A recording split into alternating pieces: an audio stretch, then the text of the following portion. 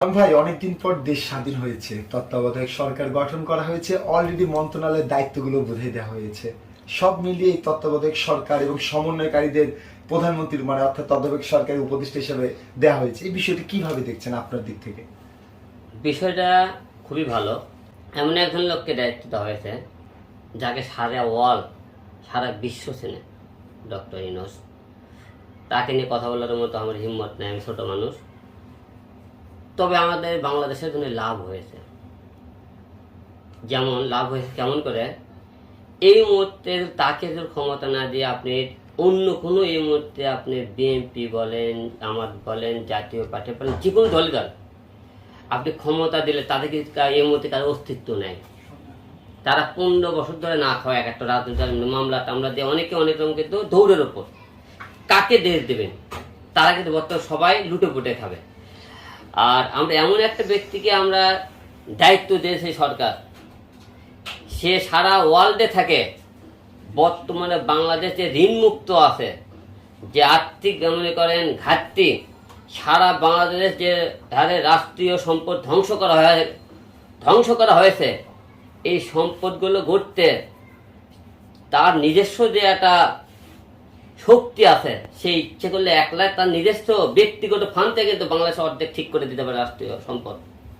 এবং সে চাইলে বাইরের দেশ থেকে মিলিয়ন মিলিয়ন ডলার আমাকে বাংলাদেশে ঋণ দেবে, কারণ তার একটা মূল্য আছে। কিন্তু বাংলাদেশে আপনি এই মুহূর্তে কোন একটা রাজনৈতিক দল একটা আপনি দেখান যে এই মুহূর্তে তাকে আমরা দেশ দিয়ে আপনি ঋণ মুক্ত হবেন, আপনি ভালো মতো চলতে পারবেন, ভালো মতো খাইতে পারবেন। কারণ বর্তমানে কোন এক আওয়ামী লীগের লোক ছাড়া যত করে রাজনৈতিক দল আছে, সব করা মনে করেন আজকে দেউলিয়া, লুটে পড়ে খাবে এই মুহূর্তে, যাকে দেশ দেন।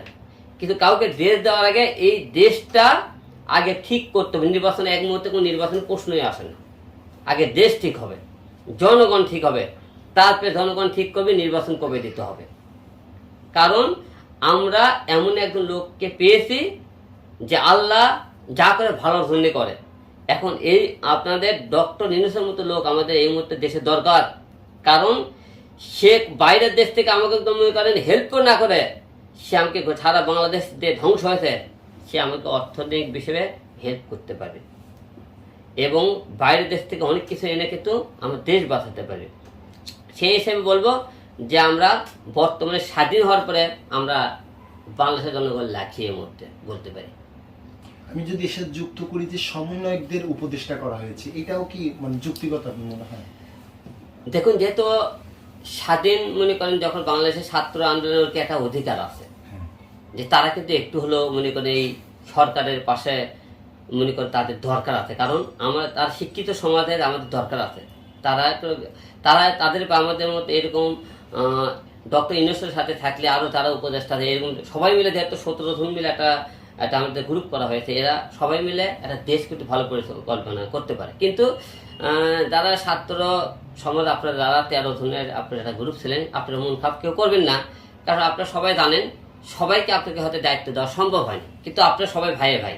কিন্তু আপনারা সবাই কিন্তু একই দলে মনে করে আপনারা 13 জন এই 2 জনের সাথে যারা আছে তাদের সাথে একত্র হয়ে কাজ করবেন। এটা নিয়ে আপনি কেউ হিংসা বিপদ করেন না, নিজে কোনো দণ্ড নিয়ে আসেন না, কারণ আপনি রাগ হইন না। কারণ আপনার 13 জনকে হয়তো আপনাকে ওই জায়গাটা আপনাকে দেওয়া সম্ভব হয়নি, কিন্তু আপনারা ভাববেন আপনারা সবাই কিন্তু এই আমাকে বাংলাদেশে এই সরকারের পাশে 24 ঘন্টা ছিলেন, থাকবেন। আমরা এটা আপনার কাছে আশা করব।